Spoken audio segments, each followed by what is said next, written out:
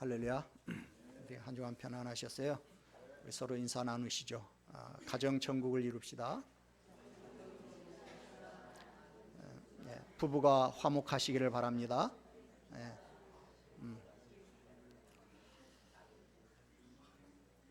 5월 가정의 달이 돌아오면 저는 다른 달보다 조금 더 이렇게 좀 신경이 더 쓰이고 피곤하고 힘들어요. 왜요? 성도님들에게 별로 내세울 것이 없는 그냥 평범한 가정인데 한 달 내내 가정 설교를 해야 한다는 것이 사실 좀 부담이 되기도 합니다. 그냥 어버이 주일하고 다른 교회처럼 어린이 주일하고 그냥 두 번만 이렇게 할 걸 괜히 셋째 주는 교사 주일, 넷째 주는 부부 주일로 한다고 해갖고 다른 목사들보다 괜히 배나 힘든 것 같아요. 자, 오늘은 부부 주일입니다. 근데 그냥 꼭 부부에게만 해당되는 말씀은 아니고요. 그냥 일반적인 가정에 대한 말씀을 전하도록 하겠습니다. 한 신사가 아주 근사한 호텔을 찾아와 가지고 아주 멋있는 전망이 멋있는 방을 이렇게 딱 예약을 해가지고 이제 머물게 됐어요. 짐을 이렇게 풀고 있는데 호텔 지배인이 이렇게 찾아와 가지고 정중하게 인사를 건넸습니다. 저희 호텔을 찾아주셔서 감사드립니다. 내 집처럼 편히 쉬셨다 가십시오. 지배인의 인사가 끝나자마자 이 신사가 갑자기 풀던 짐을 다시 싸는 거예요. 그러면서 당장 나가겠다는 거예요. 놀란 지배인이 당황해서 물었습니다. 아니 손님 갑자기 왜 그러십니까? 그랬더니 신사가 말하기를 집이 골치 아파서 그래서 쉬려고 왔더니만 내 집처럼 쉬라고 하니까 당장 돌아가겠다는 거예요. 그냥 웃어넘기기에는 뭔가 좀 여운이 남죠. 지금 많은 가정들이 위기 속에 있어요.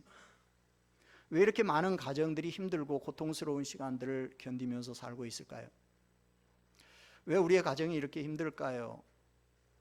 나이가 들수록 가정이라는 것은 정말 좋은 울타리입니다. 근데 우리 주변에 위기의 가정, 무슨 이혼 이런 단어들이 우리 주변에 너무나 익숙합니다. 우리가 이런 단어들을 볼 때마다 정말 가슴이 철렁철렁 내려앉지 않습니까?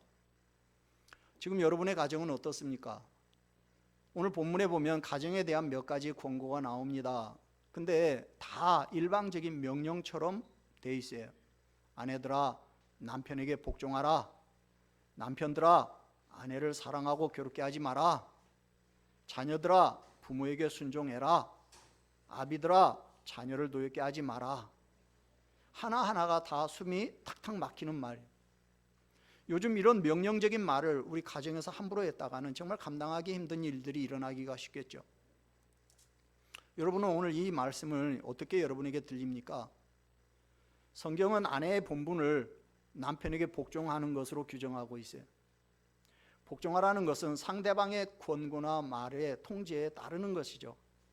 사실 이 단어는 군사용어예요. 상관의 명령에 대한 군인들의 복종을 묘사할 때 사용하는 단어입니다. 복종이라는 단어는 남편의 말에 토달지 말고 그냥 무조건 따르라는 것인데 이게 아내들의 인권과 권리를 무시하는 말이죠. 요즘 아내들에게 남편에게 복종해요. 그런 말 하면 무슨 일이 벌어질까요? 큰일 나겠죠. 지금이 어느 시대인데 지금 여자를 뭘로 취급하고 그런 말을 하냐고 이런 반응이 바로 돌아오겠죠. 남편들아 아내를 사랑하라. 사랑한다는 것은 상대를 좋아하는 마음과 잘 되기를 바라는 마음으로 상대를 소중히 여기라는 거예요. 그러니까 아내를 좋아하여서 소중히 여기고 아내가 잘 되기를 바라는 마음으로 무조건적이고 자기희생적인 사랑으로 아내를 사랑하라는 거예요. 자, 그런데요 여기 계시는 남편들 중에서 자기 아내 사랑하지 않는 남편 손 들어봐요. 그거 봐요. 한 명도 없잖아요. 아니 다 사랑해요. 근데 왜 아내를 사랑하라는 거예요? 지금도 아내를 사랑하기 때문에 나가서 열심히 정말 세상 말로 쇠 빠지게 일하고 노력하지 않습니까? 지금도 죽도록 아내에 의해서 일만 하고 있는데 더 이상 뭐 어떻게 하라는 거예요? 자녀들이 부모에 대해서 가져야 할 태도는 순종입니다.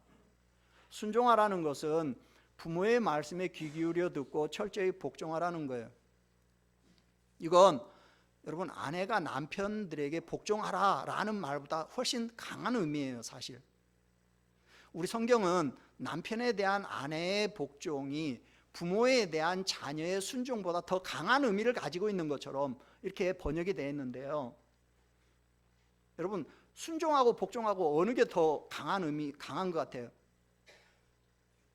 복종이 훨씬 강해 보이잖아요, 순종보다. 근데 원문에 보면요, 반대예요. 즉 남편에 대한 아내의 순종보다 부모에 대한 자녀의 순종이 훨씬 강도가 셉니다. 더 높게, 강도 높게 표현되어 있어요. 그러니까 제가 볼 때는 우리 성경을 번역하신 분들이 차라리 아내들아 남편에게 순종하라, 자녀들아 부모에게 복종하라, 이렇게 번역을 했다면 차라리 우리말 어감에는 그게 더 맞아요. 자, 무조건 부모에게 순종하라 라는 말을 들은 자녀들은 부모님이 자신들을 너무나 모르고 일방적인 요구만 하는데 어떻게 순종하느냐고 되묻습니다. 답답해합니다. 아니, 말이 되는 소리를 해야 내가 순종을 하지, 말이 안 되는 소리를 부모가 하는데 어떻게 순종을 합니까? 자녀들 말에도 일리가 있죠. 애들은 2010년대를 지금 살고 있는데 엄마 아빠의 사고는 60년, 70년대에 머물러 있으니까 말이 안 되는 거예요. 요즘 애들은요, 공부하는데요, 음악을 이렇게 크게 틀어놓고 뭐 헤드폰을 끼고서요, 노래를 들으면서 공부를 해요. 야, 시끄러워서 공부가 되냐? 공부 된대요. 음악 안 틀면요, 공부가 안 된대요. 아니, 정신 사나워가지고 어떻게 공부에 집중하는지 난 이해가 안 가요. 근데 뭐 시끄러워야 공부가 된다는데 뭐라고 하겠어요? 아비들아, 너희 자녀를 노엽게 하지 마라.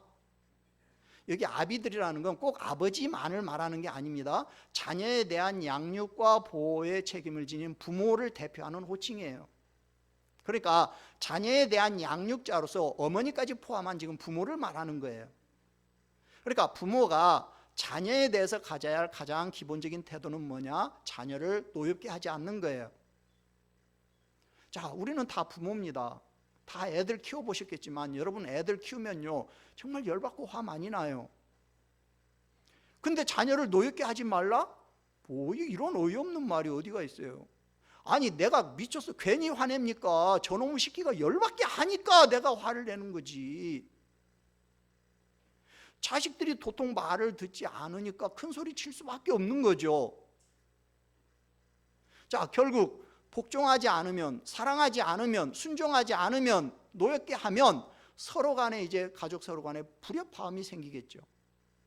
그러면 지금 이 말은 지금 가정을 살리려는 말이에요? 가정을 오히려 위기로 몰아넣는 말이에요?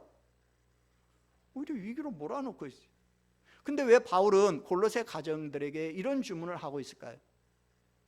왜 바울은 이런 강요를 할까요?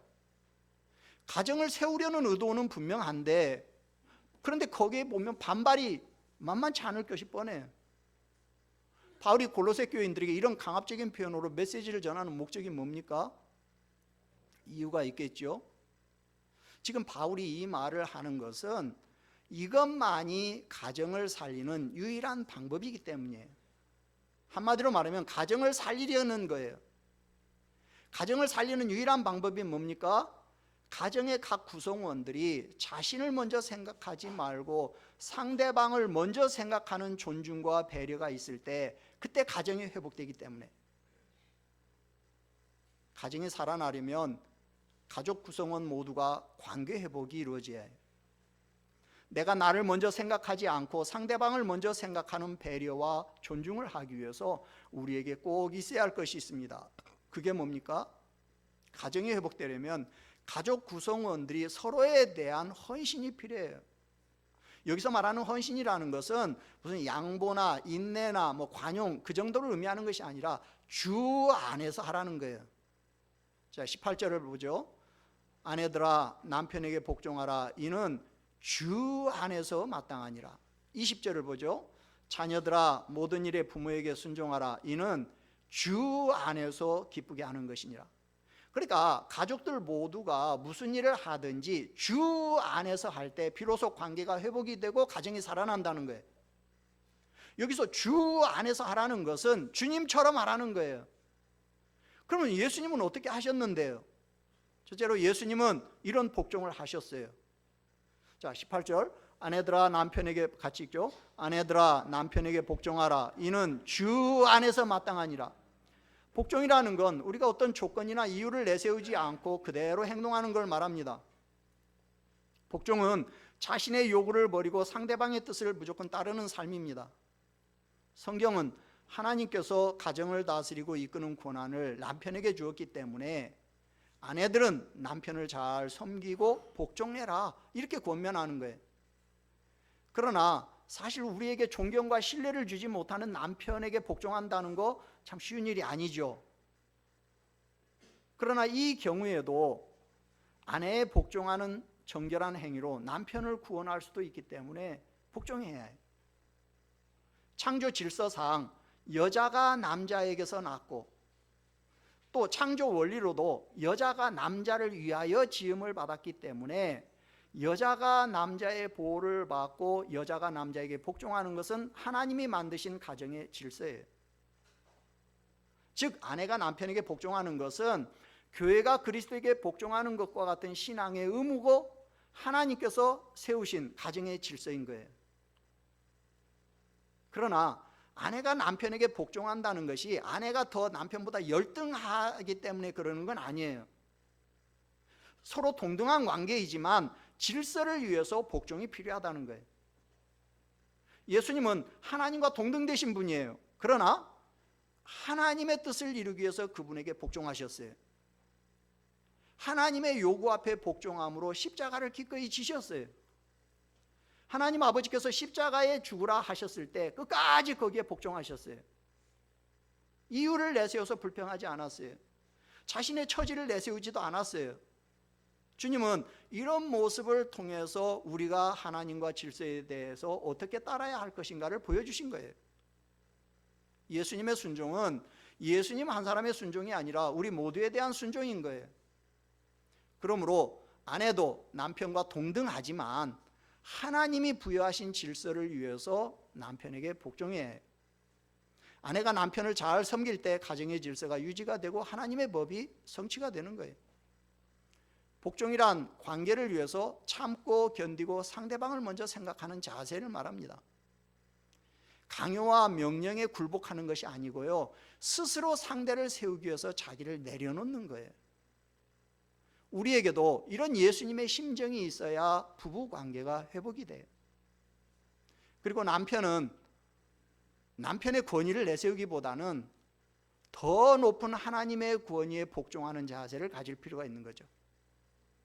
아내의 복종만, 야, 너 나한테 복종하라고 했잖아, 이것만 강조할 것이 아니라 가정의 복종을 요구하시는 하나님 아래에서 가정을 질서 있게 유지시켜 나가야 해요.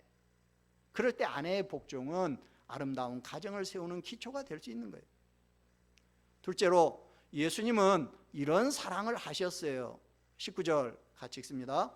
남편들아 아내를 사랑하며 괴롭게 하지 말라. 자, 남편이 아내에 대해서 지켜야 할 본분은 아내를 사랑하고 괴롭게 하지 않는 거예요. 남편은 아내를 향해서 자신의 전부를 희생할 수 있는 헌신적인 사랑을 해야 해요. 남편의 헌신적인 사랑과 아내의 순결한 복종은 가정을 천국으로 만드는 중요한 요소예요. 이 두 요소는 서로 연관되어 있어요.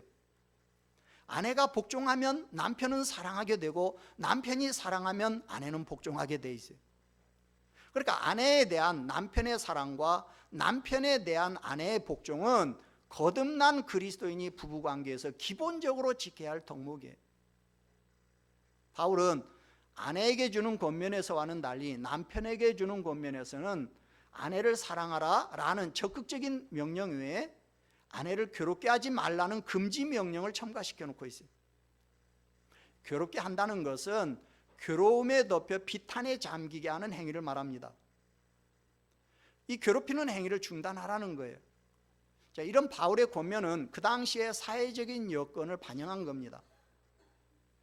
여자의 사회적인 지위가 높지 않았던 그 당시에 아내들은 남편의 폭력이나 남편의 무관심에 희생물이 되기가 쉬웠어요. 그래서 이런 시대적인 분위기 속에서 아내를 괴로움으로 비탄에 빠지게 하지 말라라는 권면이 나온 거예요. 그런데 이런 사랑은 바로 예수님께서 우리를 사랑하신 그 사랑이에요. 그래서 바울은 아내에 대한 남편의 사랑을 에베소서 5장 25절 보면 주님께서 교회를 사랑하신 그 사랑으로 비유를 하고 있어요. 남편들아 아내 사랑하기를 그리스도께서 교회를 사랑하시고 그 교회를 위하여 자신을 주심같이 하라. 여기 교회라는 건 성도를 말하는 거예요. 그러니까 우리는 아내를 사랑하고 남편에게 복종하는 데 있어서 이유를 내세워서 불평하지 말아야 해요. 내가 아내를 사랑할 수 없는 7가지 이유, 내가 남편에게 복종할 수 없는 77가지 이유, 뭐 이런 거 내세우면 안 돼요. 우리는 예수님께서 하나님 아버지께 복종하신 그 본을 받아서 남편에게 복종해야 하고, 예수님께서 우리를 사랑하신 그 본을 받아서 아내를 사랑해. 세 번째, 예수님은 이런 순종을 하셨어요. 20절 같이 읽습니다. 자녀들아 모든 일에 부모에게 순종하라. 이는 주 안에서 기쁘게 하는 것이니라. 자, 자녀들이 부모에 대해서 가져야 할 태도는 순종입니다. 순종하라는 것은 부모의 말씀을 귀 기울여 듣고 철저히 복종하라는 거예요. 하나님은 믿음의 자녀들이 부모를 통해서 권위에 순종하는 법을 배우기를 원하셔요.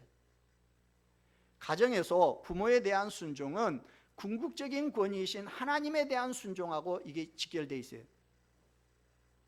그러니까 부모는 보이지 않는 하나님의 권위의 대행자예요. 그래서 하나님은 자녀들로 하여금 그 부모들을 통해서 당신께 대한 순종을 훈련받게 하신 거예요. 이 훈련은 그들의 삶을 다스리는 절대적인 권위에 대한 순종과 연결되어 있어요. 따라서 자녀들이 부모에 대해서 공경하고 순종하는 것, 이거 도리요 의무예요. 하나님은 부모를 공경하는 자녀들을 기뻐하셔요. 그래서 부모의 말씀에 순종하는 자에게는 이 땅에서 장수의 축복을 주겠다고 꼬리표를 달아놓으셨어요. 그러나 부모에게 거역하고 불효하는 자식에게 대가는 죽음이다. 여러분 마태복음 15장 4절에 보니까 하나님이 이르셨으되 내 부모를 공경하라 하시고 또 아버지나 어머니를 비방하는 자는 반드시 죽임을 당하리라 하셨거늘 그랬어요. 자, 왜 이렇게 자녀들은 부모에게 순종해야 합니까? 그렇게 하는 것이 하나님께 주께 기쁨을 일으키는 것이기 때문에, 주 앞에서 기쁨이 되기 때문에. 즉 바울은 자녀들이 부모에 대해서 철저하게 순종하는 것을 하나님이 기뻐하신다라는 사실을 보여주면서 순종을 독려하고 있는 거예요. 그런데 이런 순종은 바로 예수님이 하나님 아버지께 하신 순종인 거예요. 예수님은 목숨을 요구하시는 아버지 하나님의 뜻을 아들로서 전적으로 순종하셨어요. 순종은 그대로 하려고 하는 사람에게는 무거운 짐이 아니에요. 순종을 안 하고 거역하고 내 마음대로 하려는 자세가 강하기 때문에 순종이 힘든 거죠. 순종은 나를 꺾어서 상대의 권위를 인정하는 거예요. 부모의 권위를 무시하거나 가볍게 여기는 사람은 절대로 부모에게 순종할 수 없습니다. 부모의 권위를 인정하는 자식만이 부모에게 순종할 수 있는 거예요. 그런 자녀는 예수님의 순종을 본받는 자인 거예요. 그렇기 때문에 하나님이 그런 자식에게는 복을 주시는 거예요. 네 번째, 예수님은 노하지 않으셨어요. 21절 같이 읽습니다. 아비들아 너희 자녀를 노엽게 하지 말지니 낙심할까 함이라. 자, 자녀를 화나게 하는 거, 이거 왜 그렇습니까? 자녀에 대한 부모의 권리를 남용할 때 나오는 부작용이에요. 자녀는 하나님의 선물입니다. 부모는 자녀의 소유주가 아니에요. 소유주인 하나님을 대신해서 양육하는 양육자인 거예요. 따라서 부모는 자식에 대한 소유욕에 사로잡혀가지고 내 자식인데 이 생각에 사로잡혀서 자식을 마치 자기의 꼭두각시 인형처럼 다루려고 하면 안 돼요.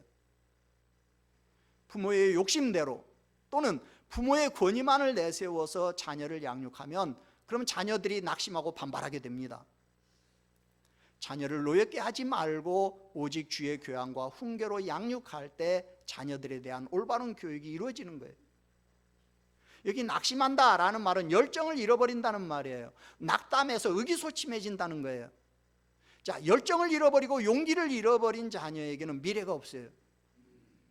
그래서 성장기의 자녀에게 필요한 것이 뭐냐? 바로 사랑 어린 격려죠. 예수님 보시기에 우리의 모습은 정말 형편이 없었어요. 예수님을 찾아갔던 많은 자들이 사실 주님의 눈에는 형편없는 사람들이었어요. 가난하고 병들고 문제투성이고, 주님이 베풀면 또 달라고 하고, 주님이 나눠주면 더 달라고 하고, 정말 형편없는 사람들이 주님께 몰려갔어요. 근데 주님은 한 번도 그들에게 화를 내시거나 그들을 거절하신 적이 없어요. 예수님은 그런 사실 다 아시면서도 노하지 아니하시고 끝까지 참고 그들을 받아주셨어요. 왜 그러셨어요? 그들은 문제가 있지만 앞으로 더 좋은 결과를 기대할 수 있기 때문에 주님이 참고 견디신 거예요. 우리는 지금 결과의 사람이 아니에요. 과정에 있는 중이에요. 때문에 앞으로 더 좋은 결과를 이룰 수 있는 자들이기 때문에 그래서 주님이 참고 기다려 주시는 거예요. 만약에 주님에게 우리가 나갈 때마다 지금 우리의 형편없는 모습을 보고 화를 낸다면 그러면 어떻게 되겠어요? 미래에 더 나은 모습을 보면서 주님이 인내하시는 거예요. 자녀에 대한 지나친 기대나 자녀의 재능을 전혀 고려하지 않은 부모님들의 그 일방적인 강요는 자녀를 낙심하게 만듭니다. 부모들은 자신이 이루지 못한 꿈을 자녀가 대신 이루어주기를 바라는 그런 욕심도 내려놔야 해요. 내가 못 이룬 걸 대신 이루어주는 존재가 아니에요. 자녀는 오직 하나님이 그 자녀들에게 허락하신 달란트를 발견해서 그것을 가지고 주님을 위해서 한평생 살 수 있도록 자식들을 잘 양육하면 되는 거예요. 눈앞의 모습만 보면 감정이 앞서지만 내일과 미래를 볼 수 있는 믿음의 부모님들은 감정을 억누르고 주님의 손에 맡기는 현명한 행동을 할 수 있어요. 진심으로 가정이 회복되기를 원한다면 이런 예수님의 모습을 본받아야 해요. 그러면 그 어떤 관계도 회복될 수 있습니다. 여러분, 우리 주변에는 가정 문제로 사람들에게 망신을 당하고 손가락질 당하는 사람들이 많이 있어요. 얼마 전에 대한항공 조양호 회장이 죽었어요. 사람이라는 것은 공만 있을 수는 없고 과만 있을 수도 없습니다. 누구에게나 다 공과 과가 같이 있습니다. 무조건 과만 앞세워서 그 사람의 공을 인정하지 않고 매장하면 그러면 안 됩니다. 공은 공대로 인정하고 또 과는 과대로 반면교사로 삼으면 되는 거죠. 중국에는 있는데 한국에는 없는 것 중에 하나가 뭐냐? 바로 이 공칠과삼의 이 문화예요. 등소평이 이제 모택동의 행적을 평가하면서, 여러분 모택동이 그 문화혁명이라고 해가지고 얼마나 많은 사람들을 괴롭히고 죽게 만들었는지 몰라요. 근데 이제 그 후임으로 집권한 등소평이 모택동에 대해서 평가하기를, 그는 공이 7가지이고 과가 3가지인데 공이 과보다 많기 때문에 그를 중국 근현대사의 최고 지도자로 받들어야 한다, 이렇게 평가해 줬어요. 자, 이런 인식을 바탕으로 해가지고 중국의 통치 체제는 안정되고 사회와 경제가 그 바탕에서 큰 흔들림이 없이 발전하고 있어요. 근데 우리나라는 뭐 아니면 도식의 평가를 하려고 합니다. 아마 우리나라에서 모택동이었으면 진작에 모택동 아마 쳐 죽일 놈 됐을 거예요. 여러분, 이승만 대통령도 박정희 대통령도 다 공이 있고 과가 있어요. 근데 공이 몇 개고 과가 몇 개인가, 이걸 평가하는 것이 아니라 무조건 너는 좋은 놈, 너는 나쁜 놈, 이렇게 그냥 평가해 버리려고 합니다. 그건 사람을 이분법적으로 평가하게 하는 거예요. 근데요, 여러분, 이 세상에 예수님 빼놓고 100% 선한 사람이 있습니까? 또 100% 악한 사람도 없어요. 누구나 다 공이 있고 과가 있는 법이에요. 제가 볼 때 안타까운 사람 중에 하나도 이제 조양호 회장인데요, 저 그 사람 잘 몰라요. 분명한 것은 그 사람도 공이 있고 과가 있어요. 어쨌든 그는 한국의 물류 신화를 이룬 사람이에요. 근데 그는 거의 매장돼 버렸어요. 조양호 회장이 죽었을 때 참 안타깝다, 사람들이 이러기보다는 잘 죽었다, 이런 식으로 생각하려는 것처럼 비춰졌어요. 다른 대기업의 회장이 죽었을 때와는 매스컴이나 사회 분위기가 확연히 달랐어요. 자, 조양현 회장이 그렇게 평가받게 된 결정적인 계기가 뭡니까? 아내와 자식들 때문이에요. 큰딸이 땅콩 회항, 비행기 회항시켰다가 갑질했다고 난리 났어요. 야, 난 참 그래. 그 부자가 그 부사장님이나 되면서 땅콩 그거 뭐라고, 그거 안 먹으면 또 어때? 좀 그렇기는 해. 근데 그걸로 끝났으면 좋은데, 작은 딸은 회의 도중에 광고업체 관계자가 자기 묻는 질문에 대답 못한다고 그냥 유리컵을 던지고 종이컵에 든 매실 음료를 뿌리고, 그러면서 또 재벌의 갑질 논란에 또 불을 질렀어요. 근데 그 부인은 또 한술 더 떠. 운전기사, 가정부, 직원 할 거 없이 그냥 늘 일상적으로 그냥 욕하고 폭언을 퍼붓는 게 그냥 일인 거야. 그러자 사람들은 그 아들, 조현태라고 그 아들까지도 실력으로 대학에 들어간 것이 아니라 아버지 백으로, 아버지가 인하대거든요. 인하대 입학을 아버지 백으로 했다고 이제 또 그 문제까지 또 이제 들춰낸 거야. 그러니까 결국은 이 가정의 문제가 비화가 되면서 결국 조 회장은 대한항공 주주총회에서 결국 주주들에 의해서 처음으로 총수에서 쫓겨난 사람이 됐어요. 그게 화병이 돼가지고 70살, 어떻게 보면 좀 한국 나이에서는 뭐 아직은 젊은 나이에 속하는데 그냥 죽어버렸어요. 화병으로. 우리는 주변에서 가정의 문제로 사회에서 외면당하고 질타의 대상이 되는 사람들을 심심치 않게 보게 돼요. 그들의 공통된 문제가 뭡니까? 적대감이 가족들 간에 존재하는 거예요. 그리고 서로 존중할 줄을 모른다는 거예요. 그리고 자기만을 생각하는 이기심이 과도하게 나타납니다. 가정의 모습이 그대로 사회생활에서 드러난다는 거예요. 여러분, 이런 통계가 있습니다. 우리가 평생 살면서 교회에서는 1%를 지내고요, 직장이나 학교에서는 16%를 지내고요, 그리고 나머지 83%는요 가정에서 지낸다고 합니다. 여러분, 그러면 한 사람의 인생이 행복하고 성공하려면 어디에서 승부처가 돼야 할까요? 근데 여러분, 그렇습니까? 대부분의 많은 사람들은요 직장을 승부처로 삼으려고 합니다. 직장에서 성공하는 것으로 자기 인생의 성공을 결정지으려고 합니다.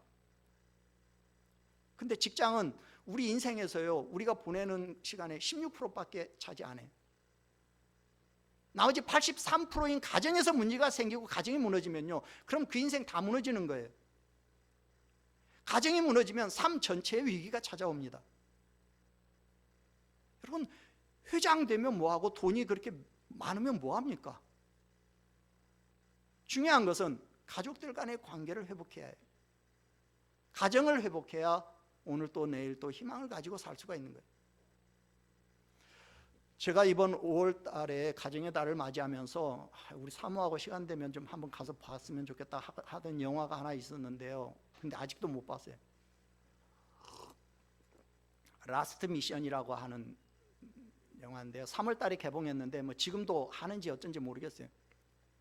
그 클린트 이스트우드가 그 원회사로 성공하기 위해서 아내와 자식들과 이제 갈등을 맺다가 나중에는 이제 마약 운반책 한다는 뭐 그런 스토리인데요. 근데 딸이 그 아버지가 그 성공하기 위해서 얼마나 바쁜지 딸 결혼식에도 참석을 안 해. 그것 때문에 이제 딸하고 아버지하고 평생에 이제 척이져 갖고 아버지도 안 봐요. 근데 나중에 이제 부인이 죽어가는 며칠 동안 이 남자가 이제 부인을 간호하게 되는데, 그때 이제 그 명대사가 몇 개 나와. 하나가 뭐냐면, 다른 것은 다 살 수 있어도 시간은 살 수 없다. 따라해 볼래요? 다른 것은 다 살 수 있어도 시간은 살 수 없다.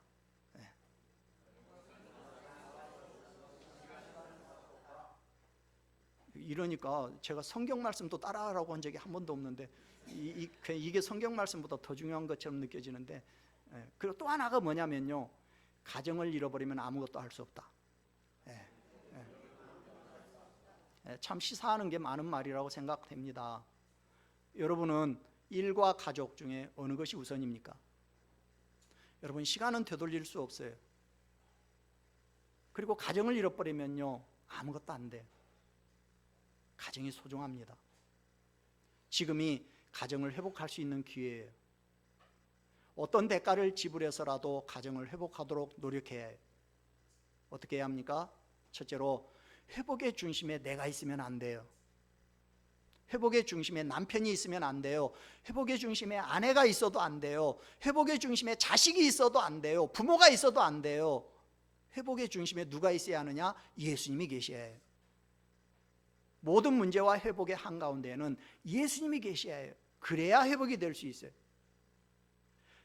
여러분, 잠언에 보면 매를 아끼는 자는 그의 자식을 미워함이라, 자식을 사랑하는 자는 근실이 징계한다는 말씀이 있거든요. 근데 지금 우리나라요, 아무리 부모라도 자식 사랑의 매도 때리지 말라고 이제는 그럴 거 있어요. 지금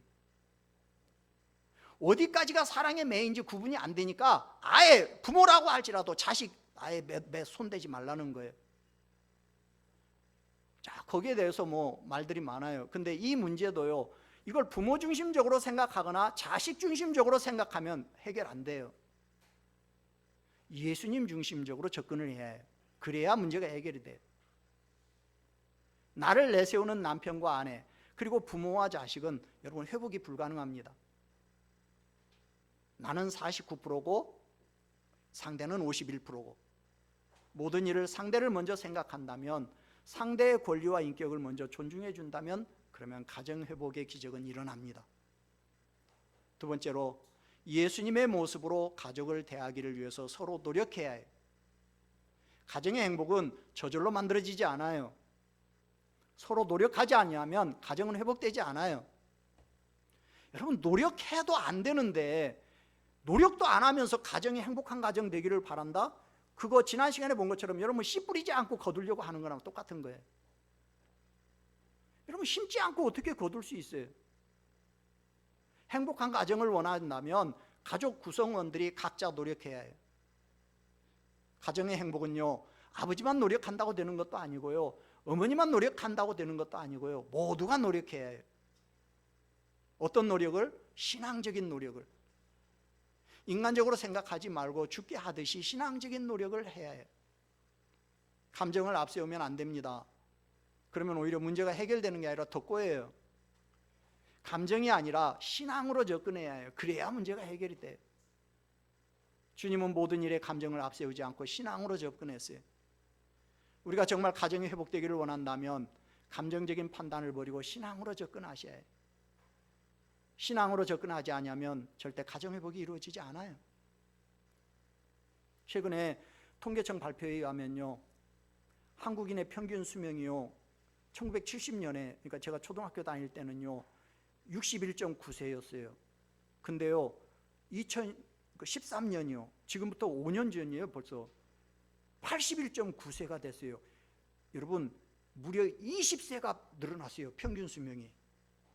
근데요, 남자의 평균 수명은 78.5세고요 여자의 평균 수명은요 85.1세예요. 그래가지고요, 남자와 여자의 평균 수명 차이가 6.6년이나 나요. 대개 선진국들 보면 남자 여자 평균 수명 차이가 2, 3년밖에 안 나요. 근데 한국은요 6.6년이나 나요. 근데 보니까 남자는 아내가 있는 남자가 아내 없는 남자보다 더 오래 사는 걸로 나왔어요. 근데 여자는요, 남편이 없는 여자가 더 오래 사는 걸로 나왔어요. 제가 그 기사를 보고 요즘 고민이 좀 많아요. 내가 비타민을 이거 먹어야 하나 말아야 하나, 어떤 것이 아내를 위하는 길인지 좀 헷갈려. 여러분, 남편을 바라보는 아내의 마음을 아십니까? 남편을 바라보는 아내의 마음. 집에 두면 근심덩어리, 데리고 나가면 짐덩어리, 마주 앉으면 원수덩어리, 혼자 보내면 사고덩어리, 며느리에게 맡기면 구박덩어리. 그런데 여러분, 가정을 회복하십시오. 그러면요, 짐덩어리, 구박덩어리가 아니라 기쁨덩어리, 행복덩어리, 감사덩어리가 될 수 있어요. 하나님은 가정을 통해서 이 땅에 복을 주셔요. 가정은 모든 인간관계의 가장 기초입니다. 가정을 통해서 사회가 만들어지고, 가정을 통해서 국가도 만들어지고, 가정을 통해서 우주가 만들어져요. 가정이 다음 세대를 연결하는 축복의 통로요, 하나님을 보여주는 것이에요.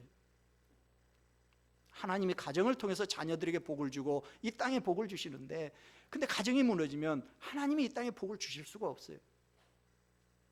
여러분, 말씀을 정리하면서 우리 가정을 향하신 하나님의 기대를 기억하십시오. 우리 가정을 향하신 하나님의 뜻이 무엇인가를 아시기를 바랍니다. 가정을 통해서 앞으로 어떤 하나님의 뜻을 이루어 드릴 것인가를 생각하셔야 해요. 그래서 신앙의 가문을 일으켜야 하지 않겠습니까? 손에 손잡고 아이들이 교회에 나오고 부모와 자식이 손잡고 함께 예배드리는 그런 가정이 돼야 하지 않겠습니까? 사철에 봄바람 불어있고 맨날 찬송만 부르지 마시고 정말로 임마누엘 대신 예수님만 섬기는 그런 우리 집이 돼야 하지 않겠습니까? 내 가정이 살면 다른 가정도 살릴 수 있어요. 예수님께 하듯이 표정부터 바꾸시고 말도 좀 부드럽고 공손하게 받아주시고 인정해주는 노력을 계속해 보시기를 바랍니다. 그래서 정말로 복되고 즐거운 하루하루가 되는 그런 우리의 가정들이 될 수 있기를 주님의 이름으로 축원합니다. 아멘. 우리 찬송 559장 부르고 기도하겠습니다.